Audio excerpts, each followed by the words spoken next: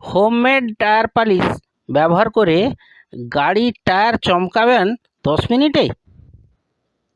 দেখতে থাকুন। আপনার নিজের একান্ত আপন বাইক বা কার এর টায়ারকে কিভাবে 10 মিনিটে চমক বা শাইনিং করবেন তার একটি টিপস দেব আমার আজকের ভিডিওর মাধ্যমে। আজকের মানুষ খুবই ব্যস্ত, তার মধ্যে সময় করে প্রতি 10 দিন অন্তর যদি একবার 10 মিনিট সময় বের করতে পারেন তবে আপনার গাড়ির টায়ার চমকাতে থাকবে, অর্থাৎ আপনার গাড়ির গেট আপ অনেক বেড়ে যাবে। কম সময়ে কিভাবে গাড়ির টায়ারে শাইনিং আনা যায় দেখে নিন। দেখে যদি ভালো লাগে তবে সাবস্ক্রাইব করবার জন্য অনুরোধ রাখছি। নমস্কার, ওয়েলকাম টু মাই চ্যানেল। আমার চ্যানেলে আপনাদের স্বাগত জানাই। আজকের ভিডিও নিয়ে আসছি, দেখতে থাকুন।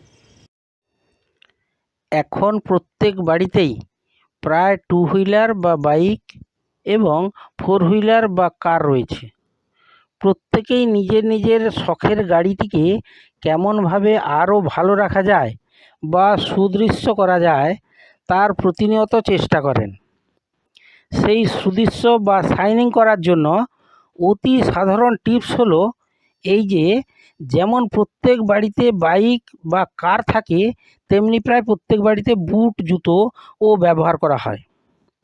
সবার প্রথম টায়ারটিকে যে কোনো শ্যাম্পু দিয়ে পুরনো কাপড়ের টুকরো ও জল দিয়ে ভালো করে পরিষ্কার করতে হবে। শ্যাম্পু না থাকলে যে কোনো বার সাবান বা ডিশওয়াশ জেলও ব্যবহার করতে পারেন, তবে শ্যাম্পু হলে ভালো হয়। এরপর প্রায় 5 মিনিট ওই টায়ারটিকে শুকোতে দিতে হবে। এরপর বুট পালিশের ব্ল্যাক পালিশ বা ওই পালিশের লিকুইড ফর্মেও পাওয়া যায়। এটিকে পালিশের ব্রাশ করে টায়ারের 2 সাইডে ভালোভাবে মাখিয়ে দিতে হবে। কোনো অংশ যেন বাদ না থাকে, বাদ থাকলে সেই অংশ খুবই খারাপ দেখাবে। এখানে কিন্তু সর্বদাই মনে রাখতে হবে যে টায়ারের টেড পোর্শনে কখনোই এই পালিশ ব্যবহার করবেন না। কেবলমাত্র টায়ারের সাইড ওয়ালে এই পালিশ ব্যবহার করবেন এবং লাগানোর পর খালি ব্রাশ দিয়ে 3 থেকে 4 বার বুলিয়ে দিলেই আপনার টায়ার পালিশ কমপ্লিট হয়ে যাবে। এইভাবে পালিশ করলে খরচ পড়বে বাইকের ক্ষেত্রে 5 টাকা এবং কারের ক্ষেত্রে খরচ পড়বে প্রতিবারে 10 টাকা। এতক্ষণ আলোচনা করলাম যারা খুবই ব্যস্ত তার মধ্যেও টায়ারে শাইনিং করতে চান তাদের জন্য। এবার বলবো যারা তুলনামূলকভাবে একটু বেশি সময় দিয়ে এই কাজটি করতে পারবেন তাদের জন্য। একটি পাত্রে কমার্শিয়াল সিলিকন অয়েল 50%, অ্যালফক্স 200 50% মিশিয়ে নিন।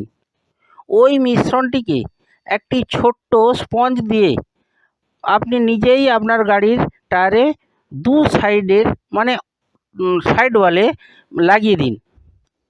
তারপর খানিকক্ষণ শুকিয়ে নিন, তাহলেই আপনার পালিশ হয়ে যাবে।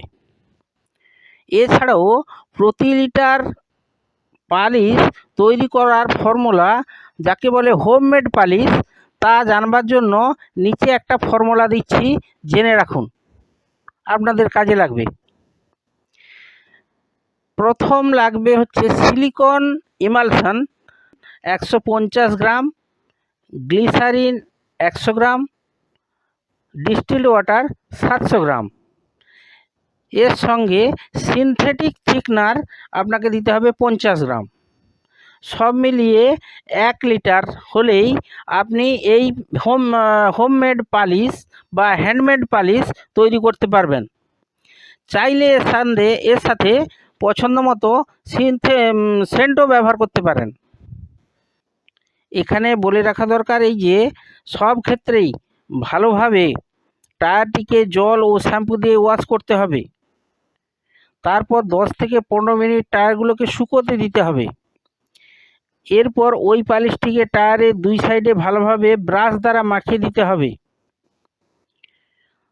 শেষে আবার 10 থেকে 15 মিনিট রেস্টে রাখতে হবে। এরপর দেখবেন টায়ারটি ব্ল্যাকিশ দেখাচ্ছে, শাইনিং এমনভাবে লাগবে যেমন টায়ারগুলি নূতনের মতো চমক দিচ্ছে।